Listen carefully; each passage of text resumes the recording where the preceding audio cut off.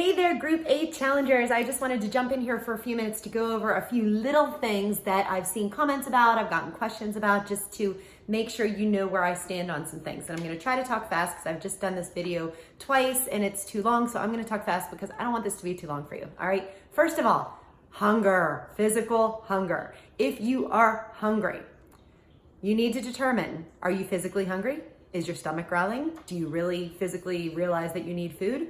Or are you just kind of mentally hungry? Like, is it after dinner and you're looking through the pantry because you say, I'm still hungry, but maybe you're not hungry. If you just ate a meal, you shouldn't be hungry. Maybe you're just used to the ritual of snacking after dinner. Maybe you're just not as stuffed or full as you usually are. Are you hungry? So first of all, think about that.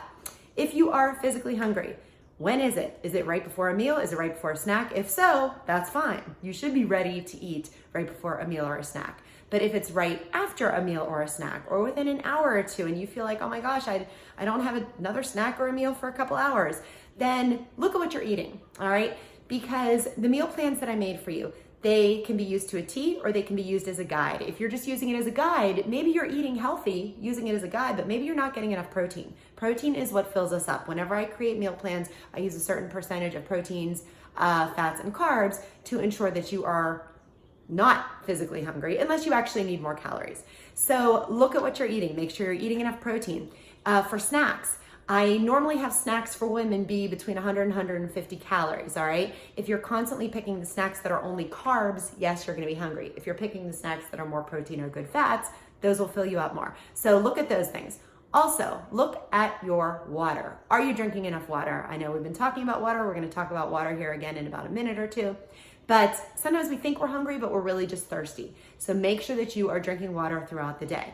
Also, free foods, make sure you're eating free foods. You should have a document of free foods with one of the first emails that I sent you. If you can't find it, let me know, I'll resend it to you. Free foods are foods that you can eat as much of as any time you want to. Yes, mainly just veggies, but you can have veggies with your lunches, your dinners, throw veggies into your breakfast omelet. I personally always have little Ziploc baggies of tomatoes, carrots, sugar snap peas, because sometimes when I'm out and about during the day, I think, oh, I'm hungry, but I'm really not hungry. I just want to munch on something. So if you are physically hungry though, you need to add more protein or add in an extra snack, or let me know if you are physically hungry and you are following your plan, because that just might mean that you need extra calories. But don't just all of a sudden assume that it does. Think about whether it's physical hunger, or whether it's just the ritual, you're used to eating more, or whether you can do some other things to take care of that hunger, all right? Now let's talk about coffee. You are allowed to drink coffee. I drink coffee every day. I drink mine black, although you do not have to drink it black. Whenever we talk about coffee, I just want you to be mindful of what you put into your coffee, okay? Of course, drinking coffee black is best, but if you're like, heck no, I'll be miserable, then just check out what you are putting into your coffee and make sure that it's not a lot of extra calories. Because I know when I used to drink the sugary creamer that I used to drink years ago when I was a sugar addict, I was looking at the label and I thought, okay, it's only 4 grams per tablespoon. But then when I actually physically counted out how much I was actually putting into my coffee, I was horrified when I realized I was drinking like 20 to 25 grams of sugar before breakfast. So be aware of what you're putting into your coffee. Yes, measure things out, okay? Let's talk about water a little bit. So a lot of you have not been drinking a lot of water until the last couple days, and you are running to the bathroom every 20 minutes, you swear, right? That doesn't last long. Don't worry about that, okay? Because if you think about like a drought, if the ground is totally hard and all of a sudden it does start raining, what happens to the water first of all? It bounces off of the ground, right? Because the ground isn't ready for it. The ground doesn't know what to do with it.